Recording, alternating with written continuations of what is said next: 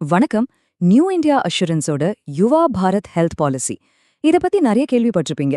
ஆனா இது உண்மையிலேயே நமக்கு, குறிப்பா தமிழ் இளைஞர்களுக்கு சரியான சாய்ஸ் தானா?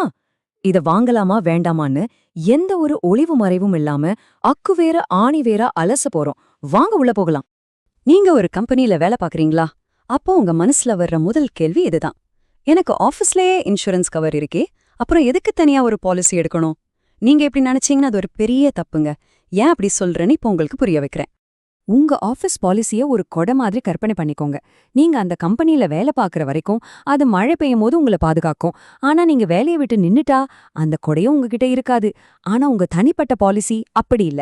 அது உங்க வீட்டு கூரை மாதிரி. நீங்க எங்க போனாலும் என்ன ஆனாலும் அது உங்களுக்கு நிரந்தரமான ஒரு உறுதியான பாதுகாப்பை கொடுத்துக்கிட்டே இருக்கும். ஓகே, இப்போ தனிப்பட்ட பாலிசி ஏன் வேணுங்கிறது நமக்கு நல்லாவே புரிஞ்சிருச்சு. அடுத்ததா இந்த யுவா பாரத் பாலிசி என்ன கொடுக்குது, அதோட பேசிக்ஸ் என்னன்னு முதல்ல பாத்திரலாம். சரி, இந்த பாலிசி ஸ்பெசிஃபிக்கா யாருக்காக டிசைன் பண்ணிருக்காங்க? உங்க வயசு 18ல இருந்து 40க்குள்ள இருக்கா? நீங்க வேலைக்கு போறீங்களா? புதுசா கல்யாணம் ஆகியிருக்கா? இல்ல இதுதான் உங்க முதல் இன்சூரன்ஸா? ரொம்ப அதிகமா பிரீமியம் கட்டாம ஒரு நல்ல கவர் வேணும்னு நினைக்கிறீங்களா? அப்போ இது உங்களுக்கு ஒரு நல்ல ஆப்ஷனா இருக்கலாம். இதுல ரெண்டு முக்கியமான வகை இருக்கு. ஒன்னு இண்டிவிஜுவல் பாலிசி, அதாவது தனிநபர் பாலிசி. இன்னொன்னு ஃபேமிலி ஃப்ளோட்டர். ஃபேமிலி ஃப்ளோட்டர்னா சிம்பிளா ஒரே பிரீமியத்துல உங்க மொத்த குடும்பத்துக்கும் பாதுகாப்பு கிடைக்கும்.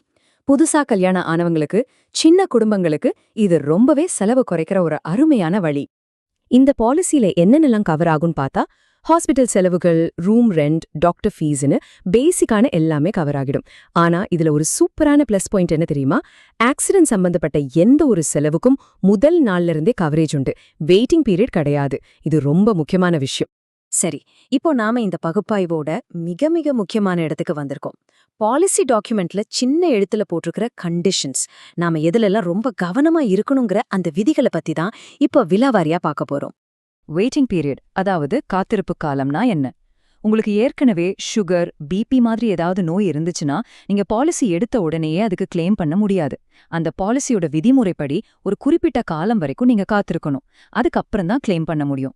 சோ இது எல்லாத்துக்கும் டே 1 கவரேஜ் கிடையாதுங்கிறத நல்லா மனசுல வச்சுக்கணும். இப்ப நான் சொல்ல போற இந்த விஷயம் கேக்குறதுக்கு கொஞ்சம் அதிர்ச்சியா இருக்கலாம். ஆனா இதுதான் நிஜம். நிராகரிக்கப்படுற 10 கிளைம்ல 9 கிளைம் கஸ்டமர் செய்யற சின்ன சின்ன தப்புகளால தான் நிராகரிக்கப்படுது. கம்பெனி மேல தப்பு சொல்றதுக்கு முன்னாடி நாம சரியா இருக்குமான்னு பாத்துக்கணும். அதனாலதான் விதிகளை தெரிஞ்சுக்கிறது ரொம்ப ரொம்ப முக்கியம். கிளைம் ரிஜெக்ட் ஆகுறதுக்கு முக்கியமா 3 காரணங்கள் இருக்கு. நம்பர் 1, பாலிசி எடுக்கும்போது தனக்கு ஏற்கனவே இருக்கிற நோய்களை மறைக்கிறது. 2வது, இந்த வெயிட்டிங் பீரியட் விதிகளை சரியா புரிஞ்சுக்காம கிளைம் பண்றது. 3வது, ரொம்பவே முக்கியமான ஒரு விஷயம், அனுமதிக்கப்பட்ட ரூம் ரெண்ட் லிமிட்டை தாண்டி அதிக வாடகையுள்ள ரூம்ல தங்குவது. இந்த ப்ரொபோர்ஷனேட் டிடக்ஷன்ங்கிறது ஒரு சைலண்ட் கில்லர் மாதிரி. இது நல்ல கவனிங்க. உதாரணத்துக்கு, உங்க பாலிசி படி ஒரு நாளைக்கு 5000 ரூபாய் ரூம் ரெண்ட் அலௌடுன்னு வச்சுக்கலாம். ஆனா நீங்க 8000 ரூபாய் வாடகை இருக்கிற ரூம்ல தங்கிட்டீங்க. அப்போ கம்பெனி என்ன பண்ணும்னா, அந்த எக்ஸ்ட்ரா 3000 ரூபாயை மட்டும் குறைக்காது. அதுக்கு பதிலா உங்க மொத்த பில்லுல இருந்தே ஒரு குறிப்பிட்ட சதவீதத்தை குறைச்சிடுவாங்க. இதனால உங்க கையில இருந்து நீங்க பெரிய தொகையை கட்ட வேண்டியிருக்கும். இது ஒரு பெரிய நிதி இழப்பு உண்டாக்கும். இந்த ஒரு வரி எல்லாத்தையும் விளக்கிடும். ஹெல்த் இன்சூரன்ஸ்ங்கிறது ஒரு தீயணைப்பான் மாதிரி. வீட்ல தீ பிடிச்சதுக்கு அப்புறமா ஓடி போய் அதை வாங்க முடியாது இல்லையோ? அதே மாதிரிதான் இன்னைக்கு ஒரு பாலிசிய வாங்கிட்டு நாளைக்கே ஒரு ஆபரேஷனுக்கு கிளைம் பண்ண முடியாது. அவசர காலம் வர்றதுக்கு முன்னாடியே நாம தயாரா இருக்கணும். அதுக்கு தான் இன்சூரன்ஸ். சரி, இப்போ நம்மள் பலருக்கும் இருக்கிற ஒரு பெரிய டவுட் தான், கவர்மெண்ட் இன்சூரன்ஸ் கம்பெனி நல்லதா இல்ல பிரைவேட் கம்பெனி நல்லதா? இதுல எது பெஸ்ட்? வாங்க ரெண்டுக்கும் இருக்கிற உண்மையான வித்தியாசங்களை இப்ப பார்க்கலாம். யுவா பாரத் பாலிசியோட மிகப்பெரிய பலமே அதோட நம்பகத்தன்மை தான். ஏன்னா இது ஒரு அரசு நிறுவனம். இதுல சில பிரைவேட் பாலிசி மாதிரி ரொம்ப ஃபேன்சியான விஷயங்கள்லாம் இருக்காது. ஆனா 30-40 வருஷம் கழிச்சும் இந்த கம்பெனி இருக்குமான்னு கேட்டா கண்டிப்பா இருக்கும். அந்த நீண்ட கால பாதுகாப்பு தான் இதோட பெரிய பிளஸ். சிம்பிளா சொல்லணும்னா, இந்த பாலிசியோட மிகப்பெரிய பலம் இது ஒரு கவர்மெண்ட் பாலிசிங்கிறதும் அதனால கிடைக்கிற நிலைத்தன்மையும் தான். இதோட பலவீனம்னு பார்த்தா அந்த waiting period, room rent limit மாதிரி சில கண்டிஷன்ஸ் தான். ஆனா அந்த பலவீனங்கள் என்னன்னு நமக்கு தெரிஞ்சிருச்சுன்னா அதை நாம ஈஸியா சமாளிச்சிடலாம் இல்லையா? கவர்மெண்ட் ஆஃபீஸ்னாலே எல்லாம் லேட்டா தான் நடக்கும்னு ஒரு பொதுவான கருத்து இருக்கு. அப்போ கிளைம் செட்டில்மெண்ட் கூட ரொம்ப மெதுவா தான் நடக்குமா? இதுல உண்மை இருக்கா? உண்மை என்னன்னா, செயல்முறை மெதுவானது கிடையாது. அது விதிகள் அடிப்படையிலானது. அதாவது ரூல்ஸ் படி நடக்கும். ஒரு பிரைவேட் கம்பெனில ஒருத்தரோட மூட பொறுத்து முடிவு மாறலாம். ஆனா கவர்மெண்ட் நிறுவனங்கள்ல டாக்குமெண்ட்ஸ் தான் பேசும். உங்க பேப்பர்ஸ் எல்லாம் பக்காவா தெளிவா இருந்துச்சுன்னா, கிளைம் ப்ராசஸ் ரொம்ப சுமூகமாவும் வேகமாவும் முடியும். இதுவரைக்கும் நாம பார்த்த எல்லா தகவல்களையும் வச்சு இப்ப கடைசி கட்டத்துக்கு வந்திருக்கோம். இந்த யுவா பாரத் பாலிசி உங்களுக்கு செட் ஆகுமா ஆகாதா?